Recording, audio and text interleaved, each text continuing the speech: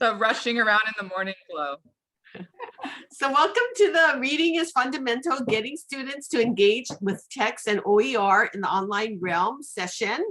Today we have Morgan Andaluz and Emma White, who are the founders of the Reading Across the Disciplines, as well as Paul Thornton, the coordinator for OER at Maui College. So thank you all for being here today, and this session will be recorded. Hey, thank you, Joyce.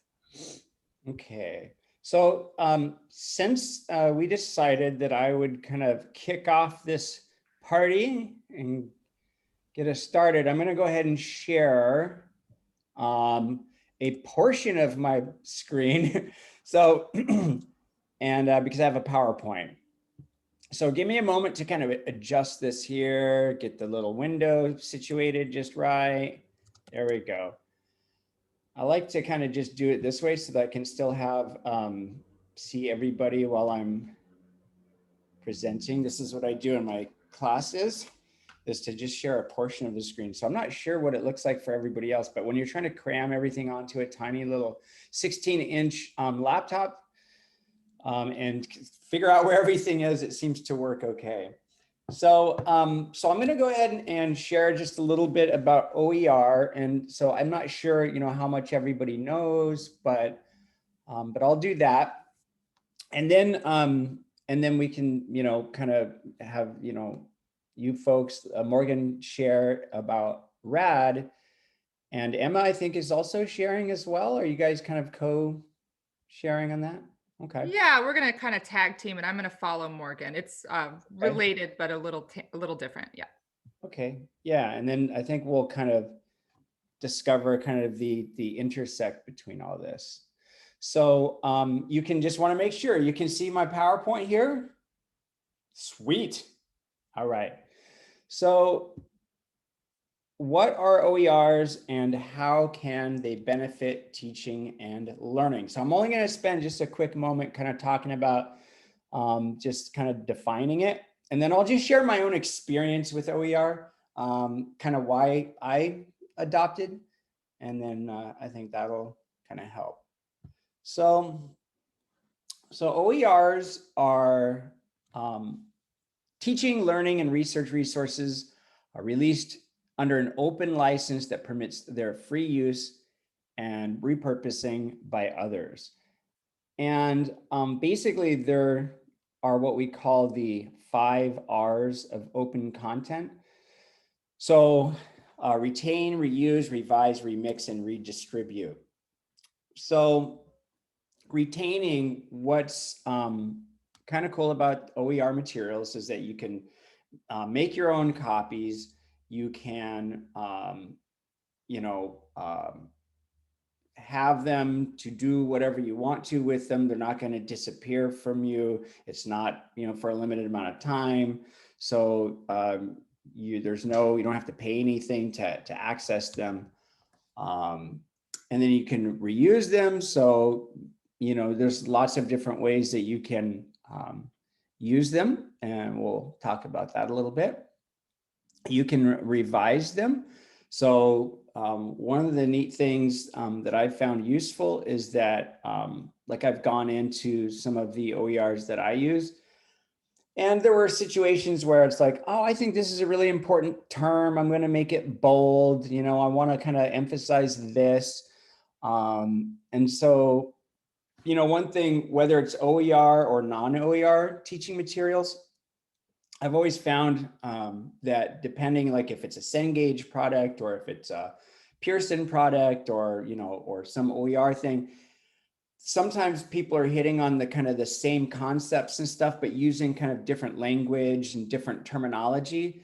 And so I kind of like being able to go in and have the option to kind of choose what I'm most comfortable with or what I think the students will find most useful.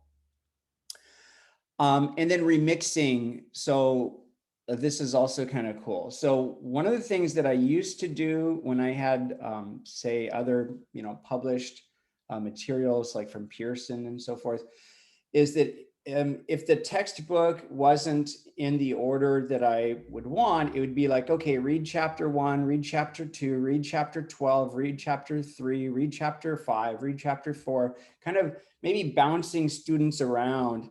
And so being able to kind of remix the material so that you can put them in the order you want, or if there's extra material that you don't want to cover, you can, launch it, get rid of it.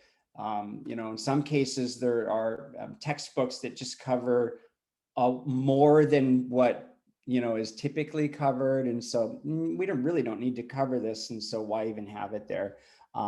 So it's nice to be able to kind of scoot things around, and also even take, if you find materials that don't have everything you want, to be able to take some other materials from elsewhere and to kind of put them in there and kind of create your own weird Frankenstein thing that just makes perfect sense to you, whatever it is that you're looking for. And I found that there's no kind of materials out there that are perfect, irrespective of where you get them.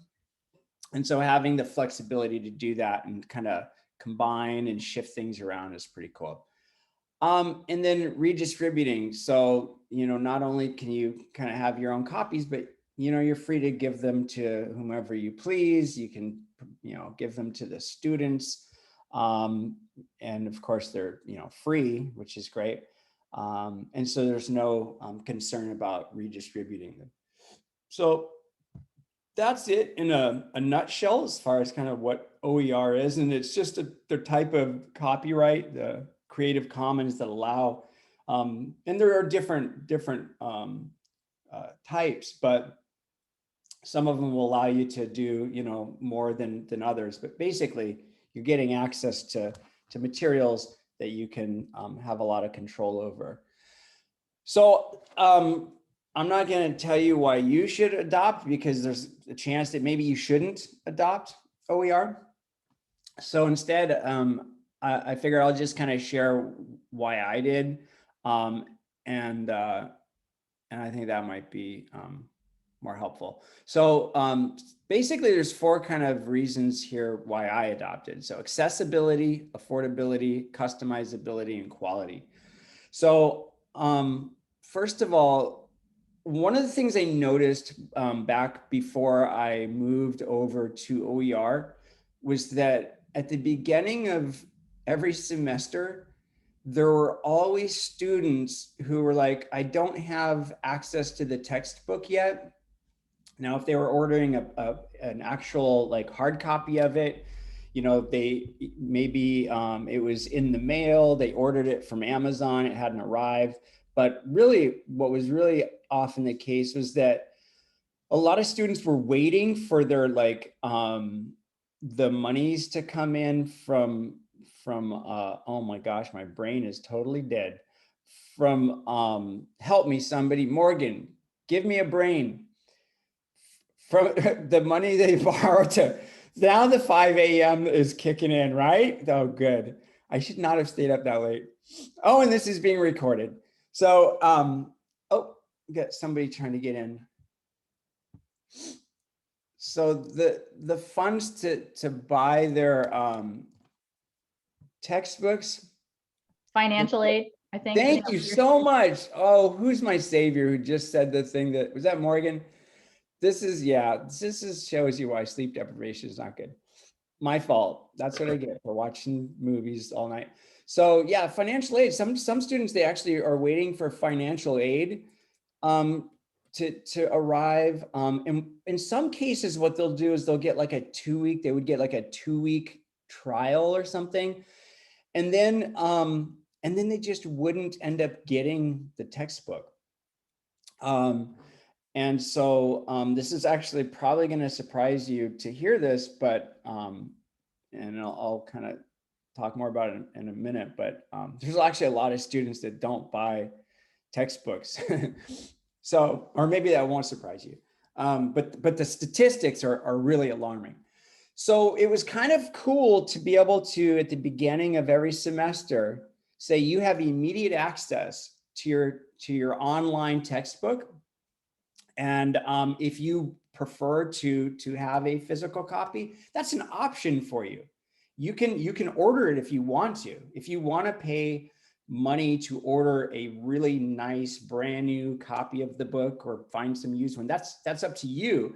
But you're not going to have to pay $80 or whatever it is to have an e-version of it, because it's free. And here's the link right here, and you have access to it right this minute. And so it was really nice to see that obstacle disappear, because there are a lot of students who that ends up. And what often happens is that, they may be waiting. They have a 2-week trial package, or whatever, or they 2 weeks to try the textbook, the e-version. And part of the reason why they opt not to buy it when their monies do come in is because it's like, okay, do I want to eat or do I want the textbook?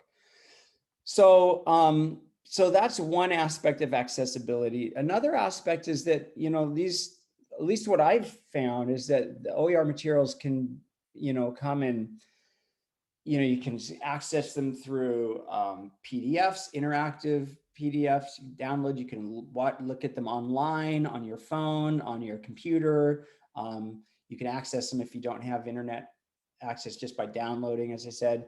Apps, like, jump on an app and you can, an interactive app to interact with the textbooks. Not all of them, but just my experience. Or in some cases, if you really want a hard copy, which, I'm the type of person who I always loved having a hard copy when I was a student. I want to have something to flip through and just beat it up and bend the corners and, write in it and stuff like that. And so some students like that, and, that's an option. But the point is that there's many different ways to kind of access the materials. And in most of those cases, it's free and it's optional if you want to pay anything for it. So that was appealing to me. And I loved being able to say, you have access to your textbook right now. No need to pay a dime. And that's kind of cool and helpful. Okay. So as far as affordability is concerned, they're free. And so that's pretty good. Free is good. And it's helpful for students who are struggling. So there have been a lot of studies on this, on like our students I mean, we know that students are struggling. We know that, but like, how bad is it? And to what extent? And students, there are a lot of students who are actually like, homeless. They're coming in, they need food, they need, resources just to get by.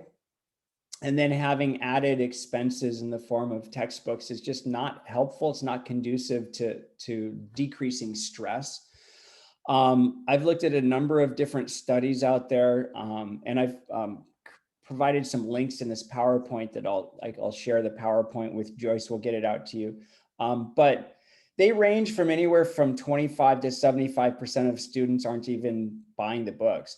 The low end there of 25% or a quarter of the students not buying the books is basically students reporting that I just can't afford to buy books, period. And the higher side, and these studies are thousands and thousands, sometimes tens of thousands of students. And as high as 75% of students have said that they have at least at some point for at least a class have not been able to purchase. So sometimes it's a common event for students and sometimes it's, it's more rare, but basically you can assume that, 25 to 75% of the students, some point or another, they're not buying the book. And I guarantee that whatever class you're teaching, there's students in there who are not doing it. They're not buying the book. And so my thinking was this, well, would I rather have, like a Pearson or Cengage textbook and have maybe 50, or 75% of my students reading it? Or would I rather have something that's OER and have 100% of the students at least having access? And just because it's OER, I'm not naive. That doesn't mean that they're reading it either. Just because you give them a free textbook doesn't mean, well, now they're all reading it. That's not true, I'm sure. But they're guaranteed not to read it if they don't actually get the thing in the first place. But if they have it in their hands or if they're able to access it on their phones or on their computers, at least there's a chance. So that was another thing for me, was that, you know, I know that it's tough being a student, and you're trying to decide how much money you have. It's not a lot, and what to do with that money. And so when they come to my class, they're, you know, in a situation where it's like, you're not going to shell out a nickel, you know, to have access to a really, you know, solid textbook. I think that's helpful to them. There's already enough stressors. And so the affordability, not having to hand over money, I think is a nice thing that appealed to me. So customizability was, as I kind of hinted at earlier, is also another thing that I liked. I think it's nice for students to not have to jump from chapter 2 to chapter 12 to chapter 3 to chapter 7. And so, for example, one of the textbooks that I created through LibreText, I didn't write the thing. Okay, I took it, put it into LibreText, and was able to move the chapters around exactly as I wanted them, the order that I wanted them to be in, which was really nice. And so this one, oh, darn it. Okay, it's the invisible book that I'm holding here before you. Trust me, you don't want to see what's behind me here. I'm living in a prison. Somebody help, come get me. If I turn off the virtual background, you're going to see. So, but this is just an example from LibreText. And like, so Delmar Larson, the director, so this is, LibreText is through University, UC Davis, I think. And he was kind enough to like help me kind of, you know, go through the process of reordering it. And you just throw it into the LibreText, scoot things around, and then it just renumbers everything according to however you shift it all around. And then, and he actually paid to print and ship 20 or 30 books, I think it was 25 books out here to Hawaii. Look at it, even has UH Maui College on it. I don't know if you can see that. Pretty cool. So just a great, really solid book. And I like that. I like that I can customize it. Or like I said, you know, in in this book, I also, you know, did kind of change some of the things in it that I wanted to kind of, you know, bring forward, and like make some of the terms in bold that I thought needed to be in bold. So, so having the flexibility to do that, to bring in different materials, to if you want to go in and change and actually add your own little thing, you could do that. You know, if you want to have something that's related more to Hawaii, you're like, I like this textbook, but you know, there's nothing related to Hawaii, and I'd like to have something related to here, you know, then you can do that. You can, you know, depending on what it is, you know, like I said, the licensing can be different, but in many cases, yeah, you can customize and create exactly what you want the way you want it. And so that was appealing to me as well. And then quality. So I think this is, you know, something that I think some people may seem like, oh, OER stuff it's not peer reviewed. It's not high quality. It's not like the stuff that, you know, Pearson and Cengage, you know, what the big publishers are creating. And I found that to be true in some cases, you know, but the products that I have, like through OpenStax and through what I've created through LibreText, are every bit as good as anything I've ever found from a publisher. That's not an exaggeration. And like, for example, like the text, so they just came out with the second edition to this last year, 2020, you can't really see it here. Again, it's a magic book. I don't know how they got to figure out how to do this. There's no solution that I can find. Okay, anyway, so I'm holding an amazing, fabulous book. So, but like, this is really good. It's really high quality. Everything has been peer reviewed by like, you know, 20 or 30 different, you know, teachers, faculty from all around the country. And the binding, everything is really good and solid. And in this case, you know, it's $38.50 for a $200 textbook. To go buy, you know, a 600 or 700 page hardbound textbook from a publisher cost a couple $100. So for me, it was nice to be able to get something that's, you know, and use this, and then also suggest to students, look, you can access it through the app, you know, interactive, watch videos and click on different things throughout the textbook through the app. Or if you want to download a PDF, or if you want to read it online, or if you want to have a hardbound copy, you could do that. So I like the quality of everything involved, whether it's the app or the quality of the book or the quality of the material, that the writing, you know, like very few errors. There's errors in every book, whether they're, you know, Pearson or Cengage or, you know, whatever, but at least in the materials that I've adopted, the OER materials, but not any more than any other materials. So the quality was also something that ultimately got me. I was over at HSSI and in one of the workshops, and they handed around different books, and I saw the psychology book and I was like, hey, let me see that. And I was like, started thumbing through it and reading through it. And I was like, this is actually really a lot better than what I was thinking. So those are really kind of the things that drew me to it. And so I'm going to finish up just by saying that I think that there are some things to consider. If you're interested in adopting OER, there's some things you should think about. So are there already materials out there for what I'm teaching? You know, I am not a rabid evangelist for OER.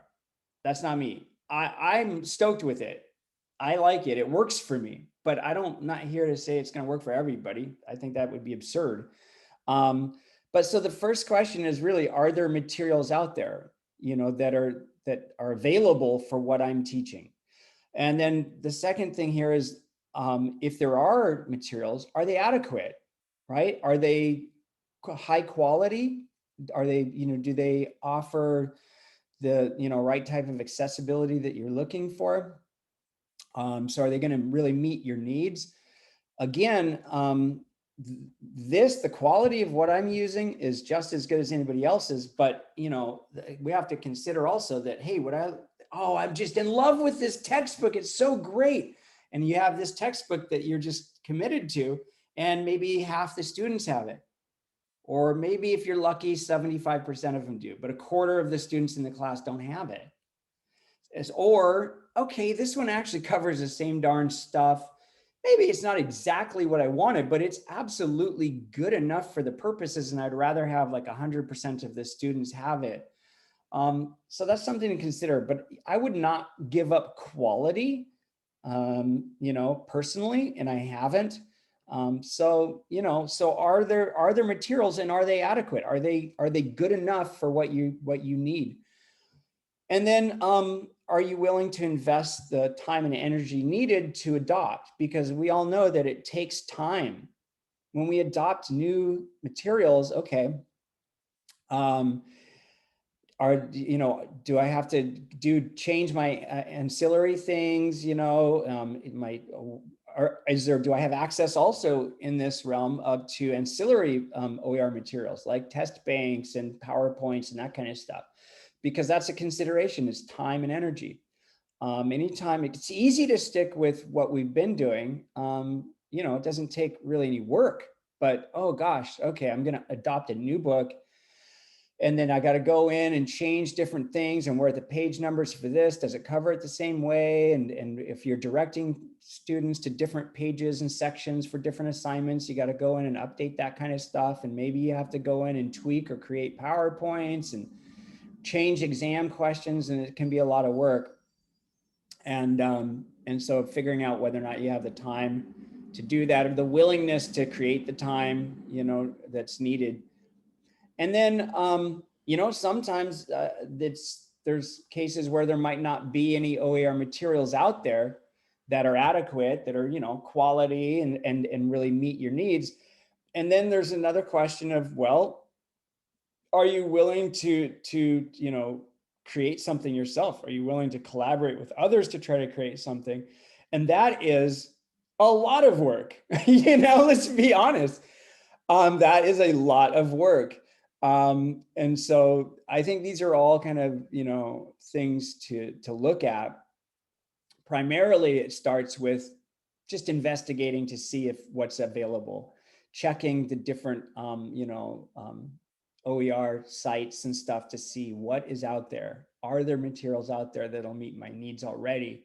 Or do they partially meet my needs? Would I need to, create additional ancillary stuff, or is there nothing out there? And you may find that there's nothing out there that covers your topic adequately. That would not shock me at all. There's so many, topics that we can teach, and there are not OERs, extant OER materials for every topic, for every subject. So before I hand it off to Morgan, and I would just say also, just my little 2 cents is that, with RAD, right? I mean, I'm going to kind of jump into your thing just a little bit. It's all about getting students to interact effectively in the materials, to be able to read them effectively, and involving annotating and stuff like this. And they're just not going to do that if they don't actually have the materials.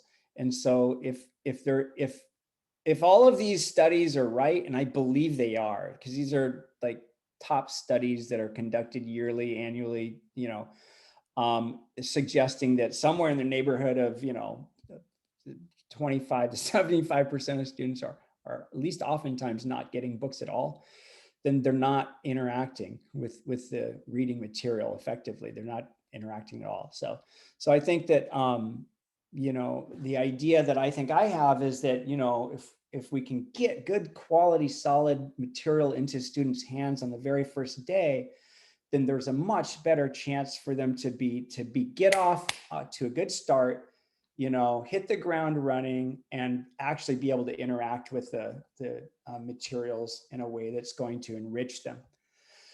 Okay, so I'm done with my part here, but I'm totally happy to take questions or comments or anything like that.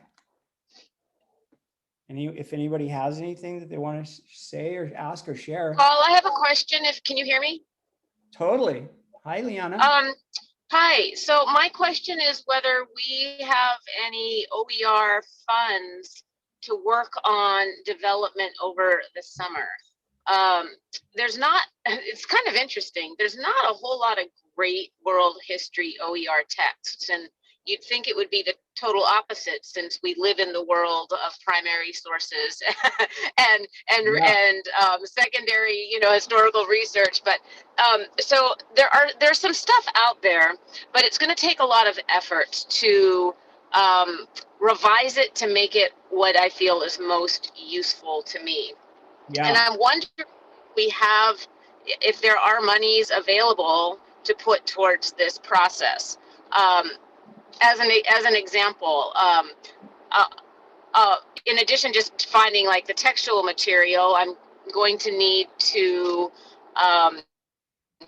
put all of my kind of PowerPoint lectures in a video format, I think. And I have a student I'd like to hire to do all the transcriptions, right? Because that's so time consuming to go through YouTube and make sure all of the text matches, and I have a student who actually wants to do that. So like, is there money to hire a student to do that part of it? Is there money from, so that the time that I take to invest to kind of rewriting the OER text that exists is there?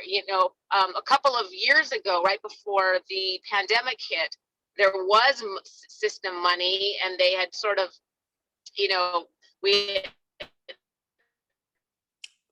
I'm losing you. Gotten the history, the pandemic hit, and that I don't know. Anyway, I just wanted to know if there's any money available for this process.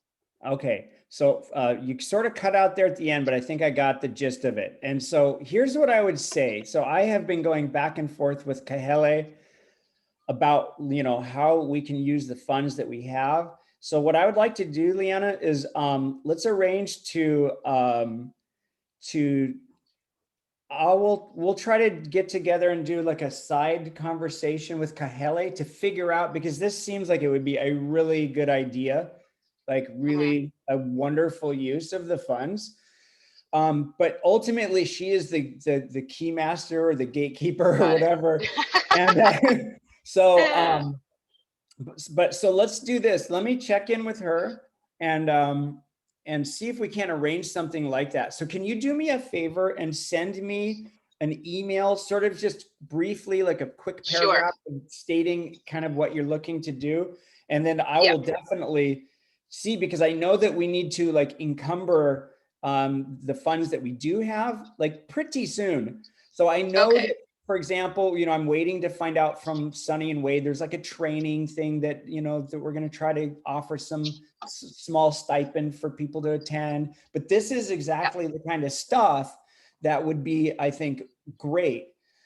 So yeah, send me an email, and then I'll forward it to Kahele and say, hey, this looks like a good idea to me. Can we do something here to help them, Liana, you know, get this going? Yeah. All right, perfect, great. Thank you. Yeah, Thanks. I know it's amazing to me also that there isn't some really good, solid, you know, history materials out there, but yeah, there's nothing great. And I've been looking for years, and I've just sort of resigned myself to, okay, I'm just going to really have to put the time and effort in to do it. But again, it's time and effort, as you said, right? So it would be nice to have some compensation for that. So thanks. Agree. I'll send you an email on that. Perfect. Yeah. Thank you. Yep. Okay. Anybody else? Any other questions or comments? And I should say, I'm not the OER extraordinaire that like Jeffrey is. Like that guy is like the human Google of OER. So I don't know everything about everything. So, you know, there's a chance that you'll ask me something and I'll be like, I don't know. I'm still learning. But anybody else? No? Okay. So Morgan, shall I hand the baton over to you? Sure, I'll take that. I'll take that baton. Hi, everybody. Good morning. Thank you for coming on Friday morning. Thanks, Paul, for sharing your wisdom. I'm going to go ahead and quit sharing my screen, okay? Yeah. Okay.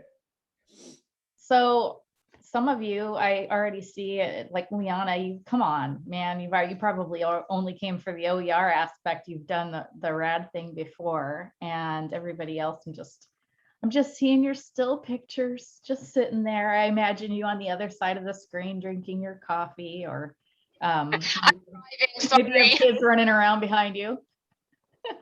That's how I'm going to imagine you all. And I just like to start off by saying a little bit about RAD Reading across the disciplines, even though I think a lot of you already know what it is. Em and I started this, I guess it's been like 10 years ago, some crazy amount of time, because we were seeing at that point that our students were oftentimes coming to class and not really engaging with the text. Really, I think both of us just expressed mutual frustration as people who were teaching reading at the time, that our students weren't reading. And I was seeing many of my students carrying, you know, at the midpoint, their textbooks still shrink wrapped, you know, and I thought something's wrong with this picture, because I think most of us understand, you know, from our perspective, how we got where we are, that reading is a really important tool for us to learn, right? That's not new news. But what is new is the landscape of literacy is shifting under us, right? We have OER, PDFs, Kindles, reading on your screen, you know, old school reading your book, and, you know, like there's every kind of text. And now here we are with our online classes that are basically another text, right? Because I don't know about you all, but, you know, you're looking at all the stuff that you've written every week for your students, that a lot of it might have been in lecture before. Anyway, even so, it's all big, like one big connected text that's linking to other texts. And so I wanted to adjust RAD a little bit, and Emma and I have kind of taken up our own little banners around areas where we see right now students struggling. So that's a little bit about about what's happening. And just in relation to what Paul is saying, I'm glad he really emphasized the need for quality resources because it's an equity issue, right? Our students deserve to have access to the best quality texts for their learning that they need, right?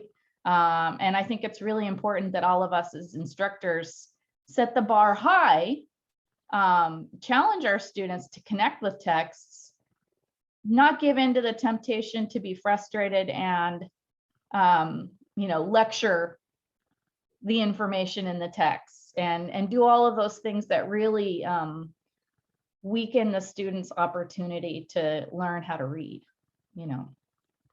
So one of the things that I just want to point out is super important is that we all think of ways to begin the semester talking to students about our own reading processes. Patrick, I don't know you. What content area are you in? Now I have to undo my microphone. I'm in history. History. Okay, so we have history, and Brenda, you're English. We talked yesterday. And Keapo, are you in counseling, student support, or what content area are you? Yeah, so we actually go into, I'm with Gear Up Maui. So we actually do in-person tutoring with Acela students currently. So the reason I came onto this today was because we have a lot of students who struggle with comprehension of the text through the online Acela platform. And so I just wanted to come on and see if there was any tips and things I could take with me, because we do meet with them every Tuesday, Thursday, and this is something they struggle in. Yeah, well, I think for starters, and Liana, history, of course, reading is super important in all of our content areas, right? And we recognize that students, if they're going to get from point A to point B, they might need our support. Oh, Asian studies, cool. So one of the things that you can do early on is perhaps maybe create a video, or in Zoom, you can demonstrate. How do you approach a text, especially a challenging one, right? And talk to students about that, because it can be pretty intimidating. I think a process like even just opening a book is intimidating maybe.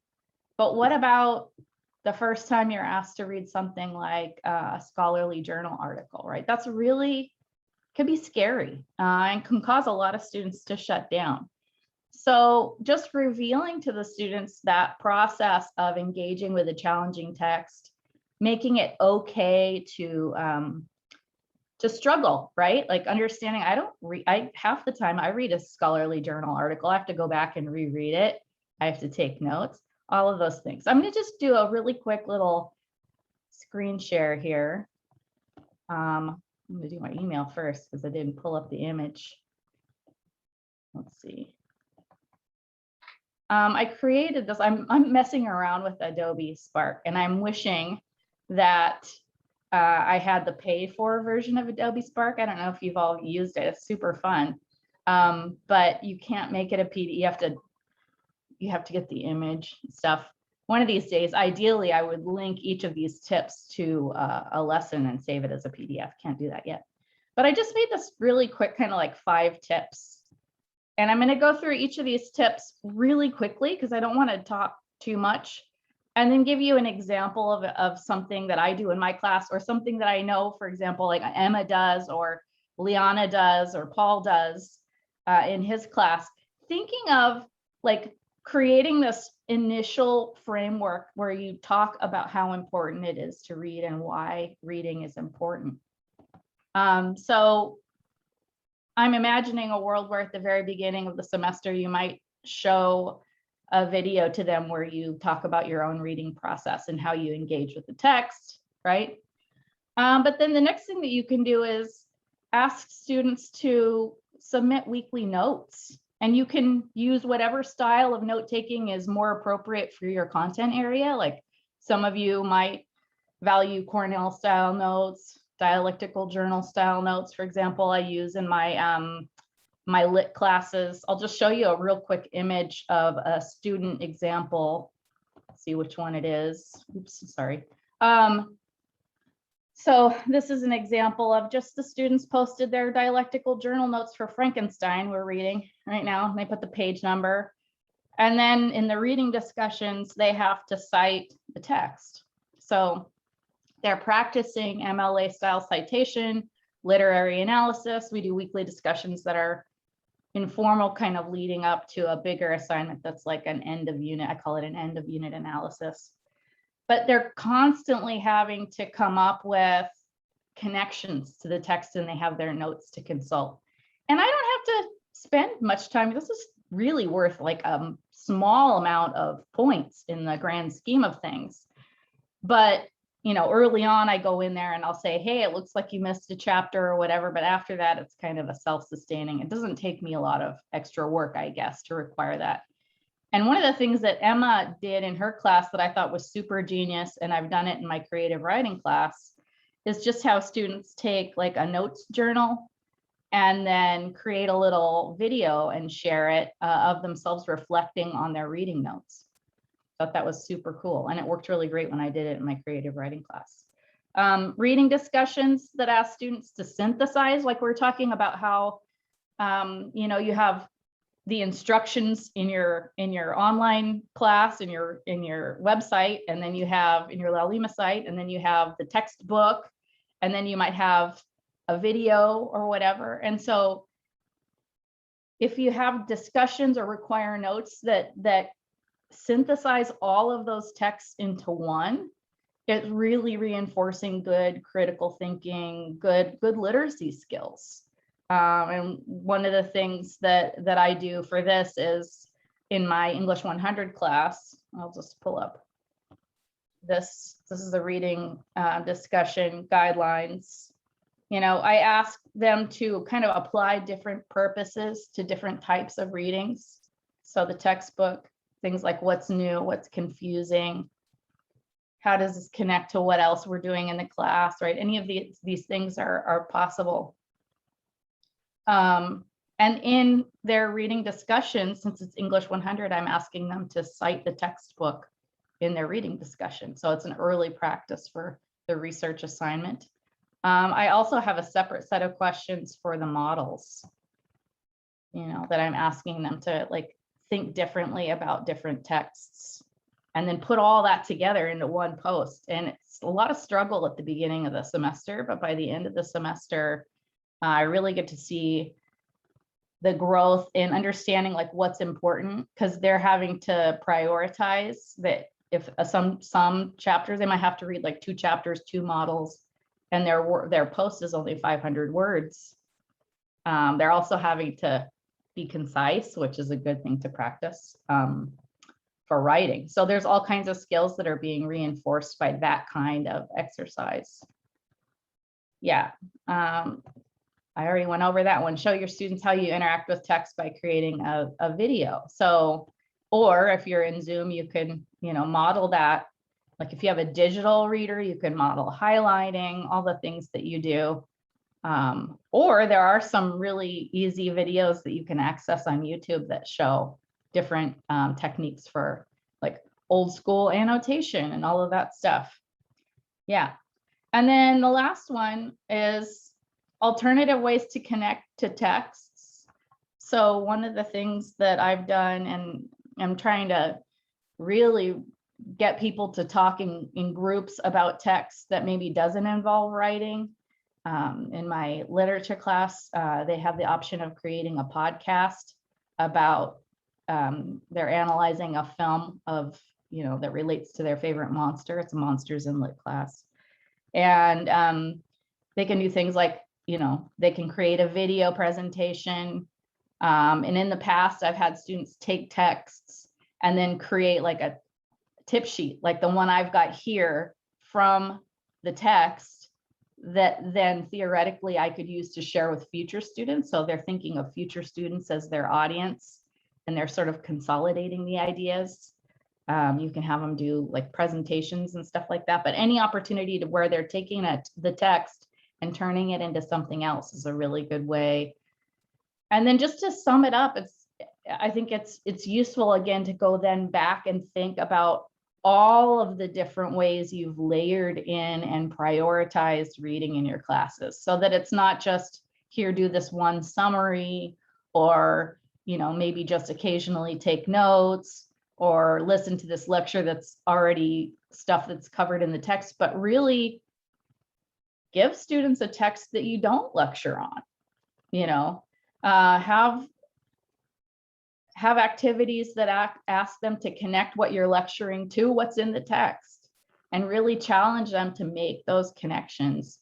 Because if you don't, then you're sort of selling them short as preparation, right? We all have to, we know our students are coming in, a lot of them with, you know, poor reading skills, poor reading comprehension.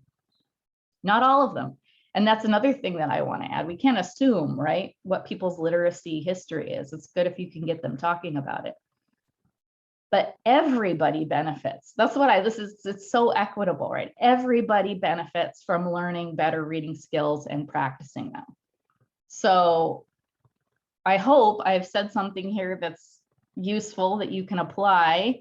And I'm gonna actually pass the buck to Emma now, because she has some really cool things that she's been focusing on about students' focus, right? In this world where we have our devices. I have mine, my notifications are actually making my phone buzz while I'm talking. It's so distracting. Anyway. Well, thanks, Emma. Morgan. I wanted to hear a little bit from all of you, because I think this is a really good primer on a lot of things that sort of come all together. And Keapo, am I saying your name correctly? Yeah, Keapo. Okay, Keapo, thank you. Keapo brought up that, you know, something that I think all of us are facing, which is that our students are reading on screens almost all the time. And now it's not really always a choice, right? So like our students who are doing Acellus, our students who are accessing texts through OER might be able to choose to have a paper copy. But that this field of reading online is evolving so quickly. And one thing I wanted to point out is that along with all of this quick movement towards reading online, we're still dealing with a generation of students who did not learn to read online as children. And they also were not taught habits of mind or study skills, because their teachers weren't trained with that either, because this is such a new field. This is a completely evolving field. So I think it's important for us to remember that anything we can share with our students about how we cope with online reading, for many of them, and I hear this from my students a lot, it is going to be the first time they've ever been offered that kind of help. And it might feel weird because there are so many other basic skill sets that we expect our students to sort of come to us with, but this is not something that our society has done a really good job on even acknowledging. But we know from the neuroscience, and we know from the psychology, and we know from the little bit of reading studies that have been done, that when students read online, they actually learn less. They are comprehending less. I'm not against reading online. What I want us to do is make sure we have the strategies that we need. And right now we're sort of building them as we go. And I wish there was a better way of doing it, but that's kind of where we're at. So I think if we just, that's probably the first thing we can do, is start with the mindset that everything is fresh when it comes to reading online, and that everything is something that that this is something we can offer. So the biggest thing, and Morgan brought this up, is to always attach some kind of outcome to the reading. Students have they have really busy lives. And one thing that will help students prioritize is if in our assignments, we include some sort of activity that students need to do based on the reading. It might be taking notes while they read. So they're having a sensory experience of taking notes or typing notes, and then uploading a video where they talk about it. It might be when you and I are typing out our assignments, instead of just saying read pages 6 through 10, it might be read pages 6 through 10 and then draw a doodle about it and upload it to the forum and explain why you doodled that. Just some kind of take away activity. There's lots of ideas on how to do this. We know annotation works. We know that note taking and then making a video about it works. We know that answering questions sometimes works. We know that even recording a reaction in a Flipgrid or having them respond to a series of questions after each reading. So, you know, even it's something you don't have to reinvent. You can have the same questions each time. So questions like what surprised you, what confused you, how did you resolve that confusion, and what do you think is the most important point of this passage? These are questions that are a framework for students that you can use throughout the semester. These are things that are easy for you to implement because they only require you to put them in the instructions and then give a quick assessment of whether they did it or not. I spend a little time in the beginning creating a model for what that looks like, highlighting students who did it well, giving feedback to students who didn't do it so well, or for example, even maybe not giving them a grade for that and giving them an opportunity to do it again. That does take time, but that's just the first week. And then I get to ride on that. That expectation is already set. And I can just go and, okay, did they do it or did they not do it? The work is really all on their end.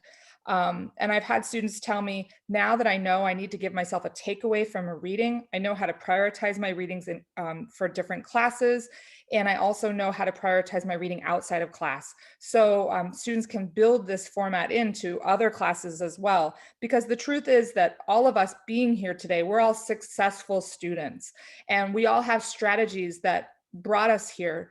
And so we need to make sure those are transparent to our students. And I think that that's probably the main takeaway from reading across the disciplines is thinking about what are you doing that might look invisible to other people to get through reading, and how can you transmit that and share that with your students. So things like Acellus are only coming online more and more. So I think this is going to be more and more important.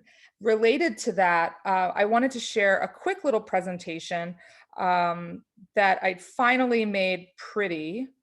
Let me just get it up real quick. See if I can screen share here. Oh, you know what? I think I need permission to screen share. I'm not sure, Morgan, if you can grant me permission to screen share, or maybe Joyce can. Let me see. I thought I made you a, oh, I guess I did not. I will make you a co-host. There you go. That's okay. I think I somehow messed up my There you are. co-host privileges all week on all my Zooms. So you're not the only one. I think I must have done something. So thank you, Joyce. Okay. Let me get to the right page here. All right, there we go. Okay, so see if I can get this. Sorry, this is for another thing that I had to put my picture. We're not going to do that. That's a little embarrassing that I had to have my picture in there, but I'm calling this attention hygiene. Has anyone heard of the phrase attention hygiene before? No. Okay. So, I mean, it is kind of what it says, which is, you know, we wash our hands, we take care of our bodies. How do we take care of our minds? And the Institute for Humane Technology is linked here if you want to do a deep dive on this stuff. But it's really a broader idea that's about taking care of our mind in a world full of ideas and information, more so than it ever has been before. And how does this relate to reading? Well, this relates to reading because if we're reading on a screen that has a link to billions now, I mean, more than billions of types of things I can look at, it's probably going to be pretty distracting. And that's true about computers and that's true about iPhones. So helping students be intentional and forgiving with themselves in this environment where we're just constantly distracted, and being kind and realistic about our brains with ourselves and also with our students is probably going to really help us. And I've heard from a lot of students that this is something that really helps them. So I have a link here that you can share with students. And I ask students to try one of these and then write back to me. But they're just ideas for how to take control of your time on your phone. So, for example, you can download tools that help block certain times on your phone and your computer so that you can focus. There's some that are free.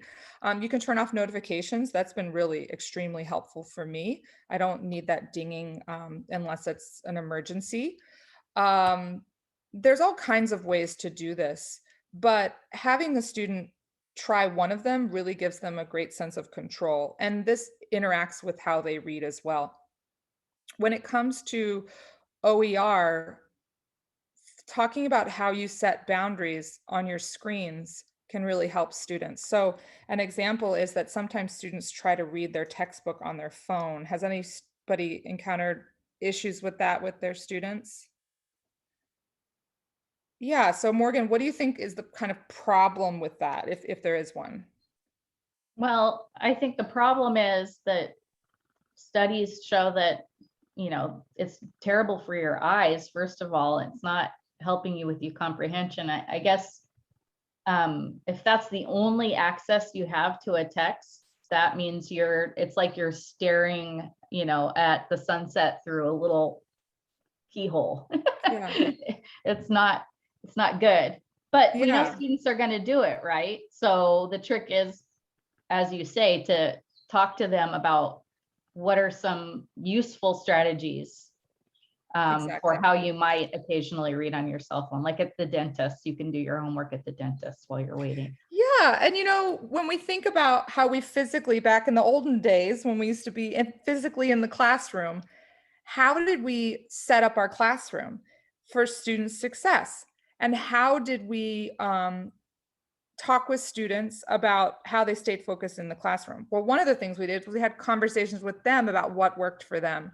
And students actually have a lot of ideas about their experience with reading on phones, with reading on screens. And so I think gathering some of that is important, but also pointing it out early and giving them assignments early in the semester that makes them reckon with that. So Paul mentioned in the beginning with OER, he recognizes really quickly when his students don't have books, because obviously there's assignments in those books right away. This is true also if you ask a student to annotate, and they can annotate on a screen. There's plenty of tools to annotate or take notes on a screen. You can just Google them. But if you ask a student in the first or second week to turn in their notes from those annotations and they don't have them, and you ask them why, and they'll say, well, I don't know how to do that on my iPhone. So you're able to kind of nip those problems in the bud more and have those conversations about, oh yeah, well, it's totally fine if you're just watching a movie or you're reading a sort of something like a news article for your own entertainment. You don't need to annotate. But if it's something that's hard to get through, if it's something that you're going to have to discuss in class, that's a sort of higher order reading. Here's the strategies we use around that. And here's something we can't interact yet on an iPhone the way we need to read. But here you can do this on a laptop, or you can print it out, and you can have those conversations with a student in the beginning of the semester. A lot of students are really hard on themselves about their inability to read well on screens, but the truth is nobody's good at it. And a lot of it has to do with having those conversations. There's a link that I shared and I'll share this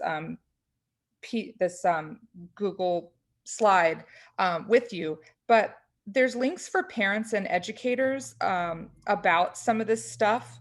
And I just want to make sure you have that. I'm not going to go through this whole thing here, but I do want to talk about one of the assignments I do, which is a time audit, and it's linked here, but it's getting students to reflect about how they spend their time. And it's an assignment that I have them do in the beginning of the semester. It works for all of my classes, but they reflect on how they've spent their time based on sort of like how, I don't know if any of you have ever written down what you've eaten and it looks a little different than maybe what you thought you ate. So it's the same kind of idea, and then reflecting on that. And students so far, I mean, I've been doing this for about 4 years, it tends to be pretty transformative to them. A lot of our students are extremely busy. So this helps them prioritize the time that they do have, and whether that time that they are spending in areas, you know, that are different, does that fit their values, and how would they want to reallocate that time? And relating to this, of course, does have to do with creating time hygiene is a study skill. It's also known as time management. I think hygiene is a better word for it now, because you're also dealing with this competing world around you, a world of information around you, and you've got this portal all the time that you're expected to completely laser-like focus on when you're reading, but then it's just a click away to do something else. So how do we manage those things, and how do we share with each other in our classroom how we deal with that in a place where there's not judgment, but encouragement? And I think that's a mindset shift. There's some links here about some other ideas you can do in class. I do a check-in with students where I have them Google I just ask them, you know, I send them a weekly sort of video that's mostly just personality and connection to them, just a 5-minute sort of welcome. And in one of them, I say, hey, do me a favor, Google procrastination science and read about it, and then email me, tell me what you think. And that's a two-part strategy there. One is that I'm hiding Easter egg assignments in the videos to make sure they're watching them. So that motivates students to actually watch my videos for class. Same way with reading. If you put assignments in your reading, students are more likely to actually do the reading. But then also they're exploring online, and they're going to all find something a little bit different. But I know if they Google procrastination science, what they're going to learn is that our brains are designed to procrastinate. It doesn't make you bad. It doesn't make you stupid. It makes you good at coping with the world, or at least evolved in the way that we've all evolved to deal with the world. So learning about procrastination science usually results in students reflecting on strategies to deal with procrastination and be more realistic, instead of having, you know, this idea of just absolute failure or absolute success. And also I can write them back in a 1 or 2 sentence email, and we have a little bit of personal connection over that as well. I have students keep a weekly planner, and I give them extra credit for that at the end of the semester. Students find that pretty transformative as well. And this is a link to a Flipgrid that has students talking about time wealth, and the concept of time being wealth, and how you know, our life is made up of a series of moments, and how we spend our time is really how we spend that sort of wealth. And when students start to see it as wealth, they also are able to prioritize their reading, I find, because I ask them, you know, it takes more time to annotate. It takes more time to actually slowly get through a reading, but it saves you time in the long run, because you're going to understand more of it. You're going to do better on resulting learning or tests that have to do with that reading. So really helping students understand what it's like to slow down and to take notes as they read, and to put question marks and follow up with you on the question marks that they have, instead of sort of sliding over the text. Online is very slippery, and we want to make reading really chunky and thick. So think about things that will help students get into the reading and to get thick with the reading. And that usually involves to insert themselves into the reading with assignments and with replies based on each reading. And here's a little quote I like. It says, eventually we'll have clean streets and information sewers, but for now we're still in the filthy old London typhoid phase. Boil your news feed, and please don't sneeze on your browser. Just a little nerdy idea about attention hygiene for you, but I would love, we've got enough time that I'd love to have some questions on this stuff. So I'm going to stop sharing here, and can we just do a little round robin on questions about, maybe I'll make it a little more specific, a struggle from your class that you saw with students doing the reading, and maybe we can all sort of throw out ideas to deal with it. Brenda, what do you have?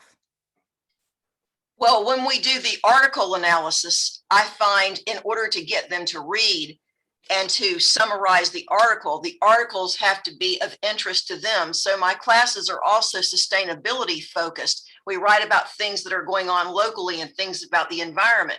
So I listen to their conversations, and one that we were having recently dealt with cancel culture. So a lot of articles that I posted had to do with Dr. Seuss and cancel culture, but they were short. They weren't very long, but they were really good quality articles, things from the New Yorker, for example, or a local news or the local newspaper. And they were able to do that because it was brief. So if you can inch them into reading where it doesn't seem overwhelming at first, they're more likely to go on and read more later on, which is what is happening now. The problem with ENG 100 or ENG 100S, which I have a lot of developmental students, is I just wish I have 4 days a week with them, but I just wish I had another semester, because then I could really see their progress. You know, you just begin to get them where they can really communicate, and then they're gone. Yeah. Well, I love thinking about what's doable for students and chunking and modeling that in a small chunk, so that, and then maybe scaffolding that up, you know, and choosing things that are interesting and letting them choose, you know. Sometimes I hear you doing that as well. And I think those are all great points of entry. Thanks for sharing that idea, Brenda. We went through this article analysis, and now we're into the full-fledged resource paper, the argument essay, where they had to take, you know, what they learned before, but now they have to read more to put the research into their papers. So it's a little bit daunting for some of them right now, but I'm working with them through it. Sometimes we actually read the articles together in class and pull out bits of information that would work in their papers, and then I show them how to introduce the quotes into their document. That has really— I love this because you brought up such an important point, and this is true for any class, no matter what the discipline, which is to let more of the reading happen in the classroom and let the crisis moments of frustration that students have, usually silently with their reading, to let those happen in class. Right. It models for students how everyone struggles in that area and what to do with that struggle. And it's I love that. And I think more of us can do that in the class, whether it's on Zoom or in person. Who else do we have with questions? I would love to hear more about Acellus. Keapo. Yeah, hi. Hi. Hi, thank you so much for sharing today. So for me, so I'm not a teacher by trade. Our Garrett program, the school asks us to come in and provide support and tutoring support to their students. And then we kind of figure out the best way to work with them. So right now we work with freshmen at Kinkekolike High School, and all of the students we work with are at risk of not completing their freshman year, whether it's because they didn't do the work or because they didn't understand how to do the work independently. Yeah. So the struggle has really been to provide them with motivation, which is why we've been going physically to the schools or to Kinkekolike every Tuesday, Thursday. But when we sit down and we go over English, and that's the one subject that I feel the most confident in. But when I sit down with them, their biggest concern is, why do I have to read this? Like, there's no teacher there to teach me. It's a video. They just watch a 10-minute video, and then they read I don't know, maybe 3 to 4 paragraphs. Right now, one of the students is reading Mark Twain, but they don't even know who Mark Twain is. They were never, tasked with trying to figure out who the author of this is and what like they weren't tasked with any other foundational information except here's this book, right? And so one of the things, I can't even remember the title myself, but they were like, what's a cub pilot? And it's, in regards to like boating and fishing. And I had no idea how to explain it because I had no idea how Acellus introduced this to them. Yeah, I mean, So- there are so many cultural issues with not having the background. I mean, Acellus, as we know, is kind of famous for having some pretty out of context, potentially, Absolutely. offensive stuff. Yeah, it's been a struggle. And so, this portion that they're in English, it's supposed to be building a foundation for them. That's what Acellus describes it as, building a foundation in fluency, comprehension, and, oral and written communication. It's supposed to be all these like developmental things that they're supposed to be able to use and take with them because they're only freshmen in high school. And this is supposed to be what they use to guide them for the rest of their, English classes. And what we're finding is the comprehension is not there. The fluidity in reading is not there. And then you add that to the lack of motivation and accountability. And it's an absolute, absolute mess, which is why when I seen this pop up, I was like, you know what? I'm desperate to just find any way to help them, because when we do sit down and it takes me like 20 minutes to like read the passage myself, try to comprehend it for myself, and then figure out a way to teach it to them in a way that makes sense. Yeah. But I do see that yearning though. When we do get it, the light does go on. So they're not wanting to learn it. It's just there's no teacher there except for us on Tuesday, Thursdays to teach them. You are doing God's work. Yes. And you, Capo, that's amazing. Like, oh my and God, I feel for you. That's so, it's Acellus is a terrible tool, and I have so many things I could say and I won't, but I'm glad you're there. I just thank God that they have you and that you can kind of show them what it means to insert because what reading looks invisible, but it really is you inserting yourself into the text. So the more you can model that, even if you're not always getting as far as you want with them, those moments really could be transformative for them in the future. So I would just try to help that. Yeah, no, I appreciate it. And, just getting the tips on like, what is attention hygiene and also like, I'm really glad that I got to sit in during Paul's portion of this as well to see if there is any, online resources or something that I can give them on the days that they are not with us. But yeah, the attention hygiene, that's definitely something we've had to deal with constantly as well, is because we were only asked to come in February when these students already failed the first semester. So their routines are, we asked one of our students, so do you do school during the day? And she outright told us, oh no, I turn on my computer, I play the video, but most of the time I just play my farm game and I just sit in my room. Like they have not had to sit there and do it. So having to structure them and be like, okay, so you have to put the phone away while you're in class time. And then during lunch and recess, you can have the phone because we're not teachers and we don't have all of that authority. But it's like during class time, you can't be on it, but they're always on it. They're always checking their phone, texting each other because they can't sit right next to each other for social distance. I mean, and it's a whole thing. Talking with them about how we, like you and I are just as much guinea pigs in this experiment that as they are. And so, even talking about, if you ever got kind of addicted to a game or, the dopamine reaction our brain has, these little moments I think are so powerful for students to hear from us, and even just asking them to try an experiment of turning off their notifications. A lot of them don't even know that they can do that. That they think they have to have 100 notifications, which makes you want to click on it. Yes. Yeah.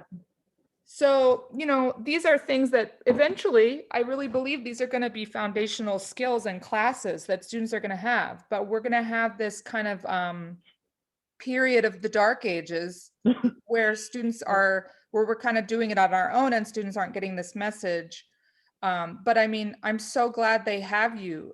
I can't say enough about how important that is, even though it probably feels really overwhelming for you. Yeah, and thank God it's a Acellus, team. you might also have to say to students, even if it feels irrelevant, how can you make this your own? And Yeah. one way they can make it their own is to always have a pen in their hand and or always have something to draw with while they're doing this, to make it physical, to make it real. And they can draw a line down a page. I don't even have a blank page right now, but they can draw a line down a page and write maybe a point here and then their ideas on the other side. And that's called a dialectic journal. And you can Google those. And if you hit Google Images, you can see examples of dialectic journals. And those are almost like little templates that you could even provide them to just fill out. And you can tell them that even if they don't get an answer from it, when you're giving yourself a little bit of a game or a job to do while you're reading, if you're gamifying the reading, they're going, their brains are going to be able to pay attention to it. And Wow. gamifying reading is why they're addicted to those farm games. And that's natural. That's our brains are built to do that. And so if we can find a way to do that with the reading, to give somebody a job, everybody wants a job. And so if reading doesn't have a job, students can't pay attention to it. Wow, I could talk with you all day long. I know I could. I don't want to take up any more of your folks' time, but I really appreciate all of the tips, and I'm definitely going to try and use it as I work with them. But yeah, and you can email me. I'm going to put my email address in here, and I would love to send you, if you want, you can email me. Here's my email address, and I can send you some resources as well. Oh yes, perfect. I will definitely reach out to you once this is finished. I appreciate it. Thank you guys so much. Let's see, do we have any? Oh, we've got Cheryl here as well. Any questions from you, Cheryl? No, some good ideas, but also reinforcing, because I've tried to, whatever readings my students have, try to have them actually, how does it affect their life, or if they had this experience, and then just do a reflection on that. I haven't had them, because students are at that age, in terms of late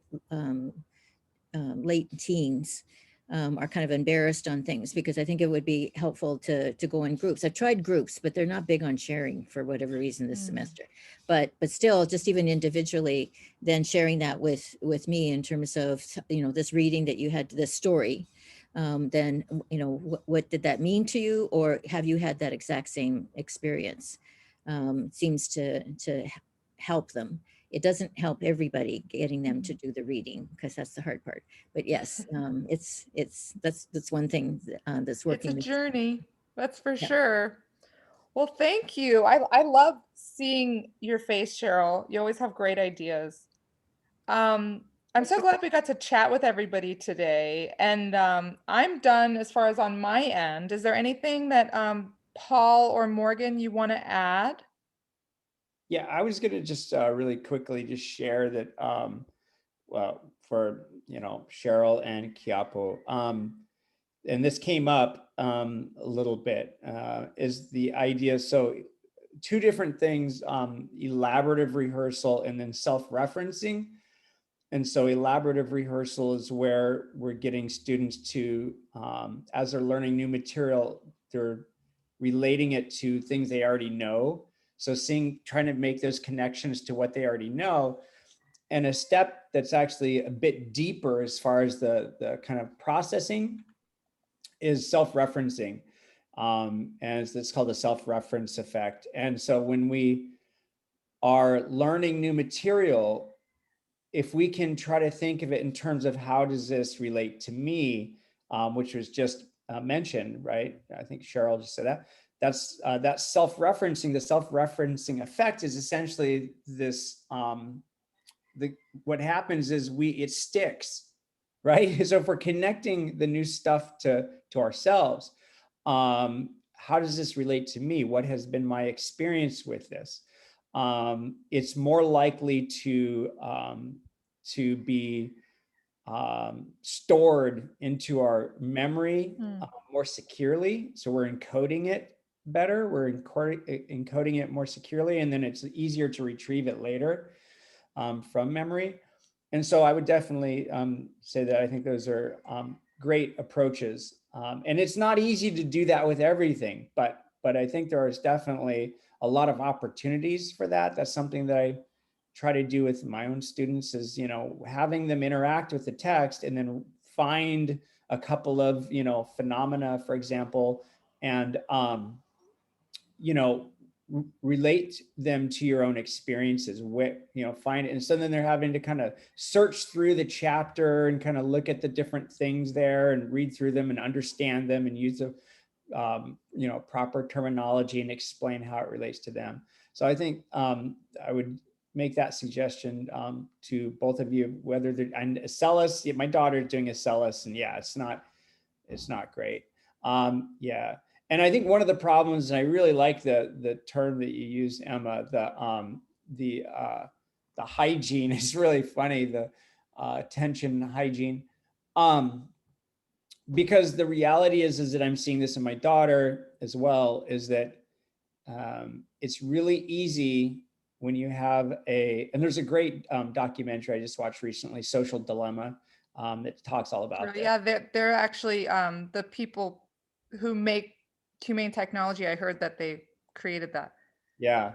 I haven't seen it yet. It's, and you're right, the positive reinforcement that we get to always checking the phones, a ding, ding, what is it? It's a message, it's for me, what is it? It's basically just leading us around by the nose. And it's really hard to resist it. So, so I really think that's a great idea, is to help the students understand that they need to be able to silence the thing, turn it off, put it away, get it away from you. So just a few things I wanted to share. Thank you. I love that. I love that we're all finally getting maybe we're not able to fix it yet, but we're aware, of what it is, which is a huge step forward. Okay. Can I make a little comment about that Yes. whole hygiene thing? Yes. So next week, Dr. Eli from the Ho'oponopono, he's actually a specialist. He's a Lua master, that's that Hawaiian wrestling. But besides that, he's a chiropractor, but he knows a lot about, living in the modern world and having, these devices really close to us. And this energy also affects our stress level. And so he's going to be doing some of these exercises and really showing you that even if you can't see the effects that your phone has on you when it's really near you, how it really affects your mind and actually the cells in your body. So it's kind of an interesting kind of thing where, we're trying to decrease our stress level and all of that. And anyway, he's going to really show us in a tangible way that it actually does affect us by having these devices so close. But anyway, so that is next week, Thursday at 12 o'clock. Please join. Cool. Yeah, these My House series are so on point. Yeah, our cell phones, the new nicotine, like in 50 years, are we going to be suing AT&T or whoever is? Yeah, we're going to be trying to transition off with like a little dopamine patch. Drink. Thanks, Emma. Thanks, Paul. Thank you, everybody, for coming. And thanks, Joyce, for putting this all together, and really appreciate you. Yes. And please look for our recording as well as an evaluation survey, everyone who's here. And please complete the survey if you would. That really helps us out. And yes, please fill it out. I will include your PowerPoint or your slides, Paul, as well as Emma, if you'd share it with me, and I'll be sending that out. Wonderful. This was really Thanks, everybody. Thanks, Aloha. Have a good day. I'll see you later today, Joyce. Oh, wait, Morgan. Yeah. I just have one question for you. It's everyone else. Don't worry. It's 1 sec.